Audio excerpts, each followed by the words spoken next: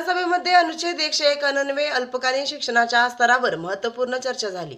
या चर्चेत आमदार रोहित पाटील यांनी महाराष्ट्रातील शिक्षण व्यवस्थेतील भविष्यकालीन बदल व सध्याच्या अडचणी यावर भाष्य करून ग्रामीण भागातील शाळा व त्यांचे विदारक चित्र याबाबतची माहिती शासनाच्या निदर्शनास आणून दिली। एकीकडे महासत्ता होण्याची स्वप्ने पाहणारा आपला देश ASERच्या अहवालानंतर ही स्वप्ने पूर्ण होतील का यावर प्रश्नचिन्ह निर्माण झाले आहे। माननीय मुख्यमंत्र्यांनी अधिवेशनादरम्यान इतर राज्यांच्या तुलनेत महाराष्ट्र कसा पुढे आहे यावर भाष्य केले। मात्र शिक्षण क्षेत्राच्या दृष्टीने राज्य सरकारला अजून अधिक प्रयत्न करण्याची गरज असल्याचेही स्पष्ट झाले। चर्चेदरम्यान विद्यार्थ्यांची संख्या, त्यांना येणाऱ्या अडचणी आणि महाराष्ट्राची सद्यस्थितीतील शैक्षणिक परिस्थिती यावर सकारात्मक चर्चा झाली। अनेक सहकारी आमदारांनी उज्ज्वल महाराष्ट्राच्या भवितव्याच्या दृष्टीने शिक्षण क्षेत्रातील सुधारणा व आवश्यक उपाययोजनांवर आपली मते मांडली। या सर्व चर्चांचा विचार करता भविष्यात महाराष्ट्राची शिक्षण व्यवस्था देशातील अव्वल दर्जाची होईल अशी आशा व्यक्त करण्यात आली। यामुळे जनतेतून समाधान व्यक्त होत आहे व आबांचा उर्वरित स्वप्न रोहित पाटील पूर्ण करणार हे निश्चित। अध्यक्ष महोदय, आज शिक्षण या विषयावर मी बोलण्यासाठी उभा आहे। विद्येविना मती गेली, मतीविना नीती गेली, नीतीविना गती गेली, गतीविना वित्त गेले आणि विद्येविना वित्तविना शूद्र खचले असं ज्या महात्मा फुलेंनी म्हणलं, त्या महात्मा फुलेंचं व सावित्रीबाई फुलेंना भारतरत्न दिला जावा म्हणून या सरकारच्या वतीने केंद्र शासनाला प्रस्ताव दिला गेलेला आहे। त्याबद्दल आम्ही मनापासून अभिनंदन करतो आणि हा भारतरत्न दिला देखील जावा अशी मागणी सुद्धा करतो। पण जो उद्देश ठेवून समाज सुधारक म्हणून काम करताना किंबहुना क्रांती ज्योती सावित्रीबाईंनी जो उद्देश ठेवून समाजातल्या शेवटच्या घटकापर्यंत शिक्षण पोचलं पाहिजे म्हणून परिस्थिती आल्यानंतर अंगावरती शेण उडवून घेतलं, चिखल मारला तरी ते सहन केलं। आजची शिक्षण व्यवस्था बघितली तर ज्या उद्देशाने हे सगळं चालू केलं होतं ती शिक्षण व्यवस्था बघितल्यानंतर खरंच या दोन महात्मांनी भारतरत्न घेतला असता का, खरा प्रश्न मला अध्यक्ष महोदय त्या ठिकाणी पडतोय।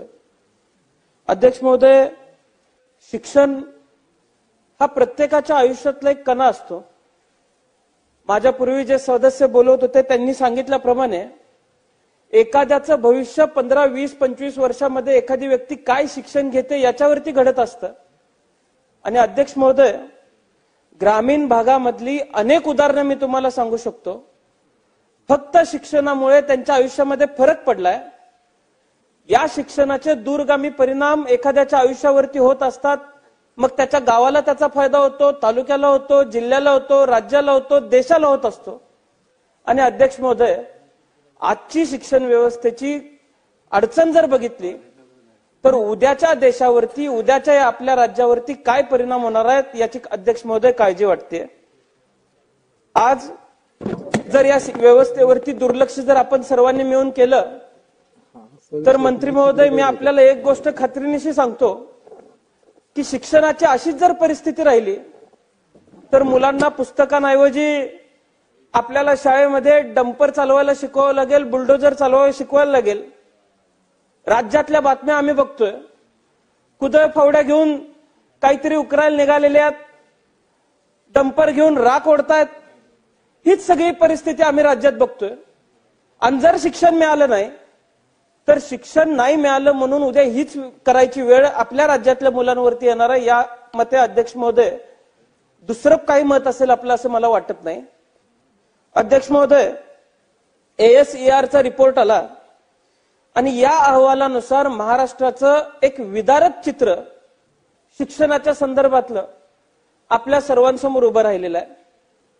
त्या दिवशी उत्तरातल्या भाषणामध्ये मुख्यमंत्री उत्तर देत असताना प्रत्येक क्षेत्रात आम्ही इतर राज्यांपेक्षा कसं पुढे सांगत होते, पण ASERचा जो अहवाल आलाय त्यामध्ये राज्यातल्या शिक्षणाच्या संदर्भामध्ये एक भयानक परिस्थिती या सगळ्याच्या माध्यमातून संबंध राज्याच्या समोर आली आहे।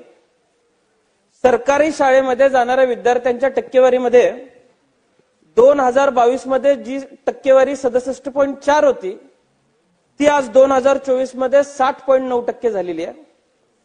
निष्कर्ष काढले गेले, तर या निष्कर्षामध्ये एक गोष्ट लक्षात आली, 39% मुलांना अध्यक्ष महोदय गणित सोडवायला येत नाहीत, इंग्लिश वाचायला येत नाही. 9वी 10वीच्या विद्यार्थ्यांना इंग्लिश लिहिता येईना आणि वाचता येईना अशी परिस्थिती निर्माण झालेली आहे. मग अध्यक्ष महोदय, माझ्या पूर्वी बोलत असणारे जे सदस्य आहेत, मी त्यांना सांगू इच्छितो आणि सर्वांना सांगू इच्छितो की कुठल्या एका घटकाला आपण इथं जबाबदार धरून चालणार नाही. किंबहुना शिक्षण मंत्री इथं बसलेले आहेत म्हणून या सगळ्या परिस्थितीला शिक्षण मंत्री जबाबदार आहेत असं म्हणूनही चालणार नाही. समाज म्हणून, समाजाभिमुख म्हणून आपण सगळ्यांनी एकत्र यावरती काम केलं पाहिजे.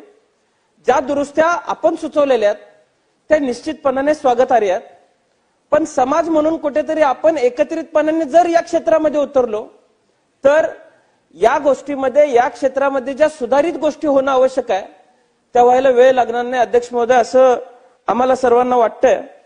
या निष्कर्षामध्ये एक गोष्ट अत्यंत खात्रीपूर्वक जाणवली, कौशल्य विकासावरती आपल्या राज्यातल्या अर्थसंकल्पामध्ये मोठ्या प्रमाणात खर्च केला जातोय, पण आज ग्रामीण भागातल्या शाळांमध्ये कौशल्य विकास आधारित कुठलंही शिक्षण दिलं जात नाही.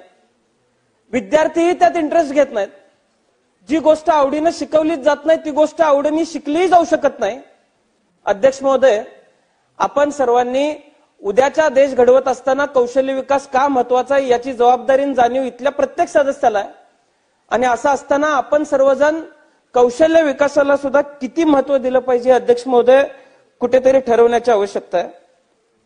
या अहवालामध्ये शाळांची संख्या कमी झाल्याची एक महत्वाचा घटक त्या ठिकाणी आलेला आहे. 2018 आणि 19च्या तुलनेत 2023 आणि 24 मध्ये 1705 शाळा संख्या कमी झालेली आहे. त्यामध्ये शासकीय शाळा 876 कमी झाल्यात, प्रायव्हेट शाळा 785 कमी झालेल्या आहेत, इतर शाळा 690 कमी झालेल्या आहेत. आता प्रायव्हेट शाळांचा आकडा अध्यक्ष महोदय इतका असण्याचं कारण असं आहे की काही शाळा अनधिकृत होत्या आणि अनधिकृत शाळांचा पेव फुटल्यामुळे कदाचित या प्रायव्हेट शाळांचा आकडा जास्त असेल. काळजी करण्याची गोष्ट अध्यक्ष महोदय शासकीय शाळा बंद होत असतील तरच आहे.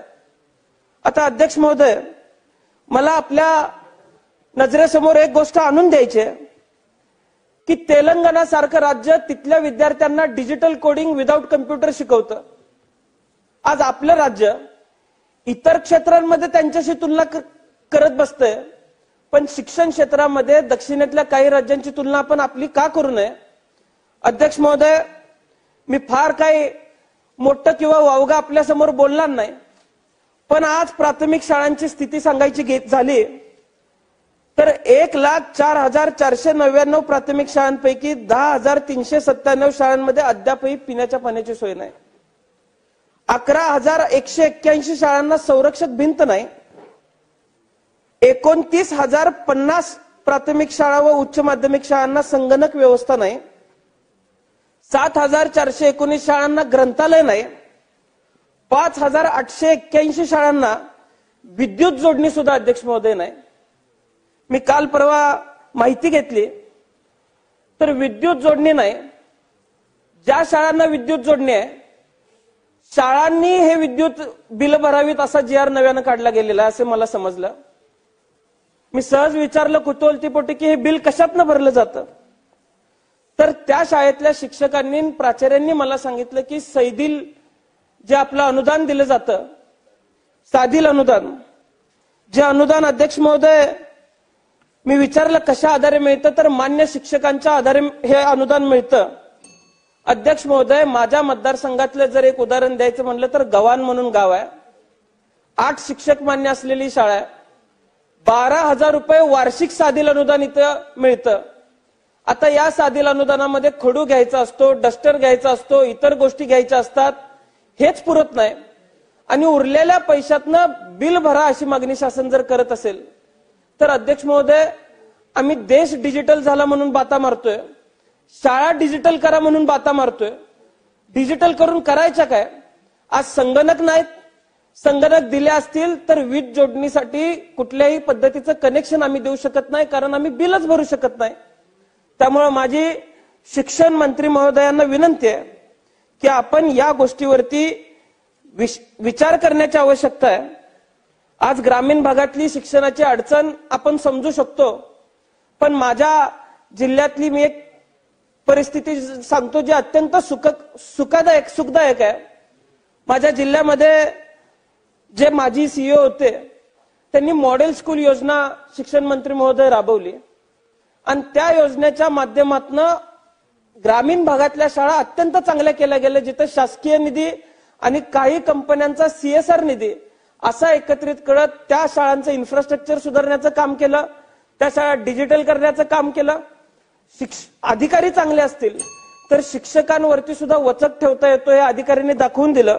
अध्यक्ष महोदय, माझ्या मतदारसंघातल्या अनेक शाळा आहेत जे या योजनेमध्ये चांगल्या पद्धतीनं आज काम करतायत. मी अध्यक्ष महोदय, आज खरं तर दिवसभर अनेक आमदार बोलत असताना कुणी गटारी मागितल्या, कुणी मंदिरं मागितली, कुणी रस्ते मागितले. हे सगळं झाल्यानंतर देशातल्या सगळ्यात महत्वाच्या विषयावरती चर्चा करण्यासाठी आपल्याला रात्रीचे 12 वाजले. त्यामुळं मी आपलाही फार वेळ घेणार नाही, पण मी एकच उदाहरण आज इथं सांगू इच्छितो. अनेक कारणं असतील, शाळा बंद केल्या जात आहेत, विद्यार्थी कमी आज त्या ठिकाणी होत आहेत, पण जपानची जशी पद्धत शिक्षण व्यवस्थेची आपण घेतलेली आहे तशी एक पद्धत आपण घेण्याची आवश्यकता आहे. कामी शिराटाकी नावाचं एक खूप दूरच्या भागात असलेलं एक गाव आहे.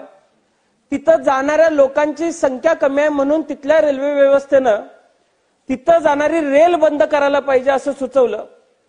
पण एक गोष्ट लक्षात आली की कानी हराडी नावाची एक मुलगी त्याच रेल्वेतनं रोज शाळेला ये जा करते. तिचं शिक्षण पूर्ण होईपर्यंत जपान सरकारनं निर्णय घेतला की ती रेल्वे आपण चालू ठेवायची. आज 3 विद्यार्थी आहेत, 4 विद्यार्थी आहेत, 20 विद्यार्थी आहेत म्हणून जर आम्ही शाळा बंद करत असू तर इतर देशांसारखी आपले देश घडला पाहिजे हे जे स्वप्न आपण बघतोय ते स्वप्न कसं पूर्ण होणार आहे. आज शाळांना क्रीडांगण नाहीत, ऑलिम्पिक मध्ये किंवा कॉमनवेल्थ मध्ये मेडल नाही मिळालं तर आमची मुलं कुठेतरी क्रीडा क्षेत्रात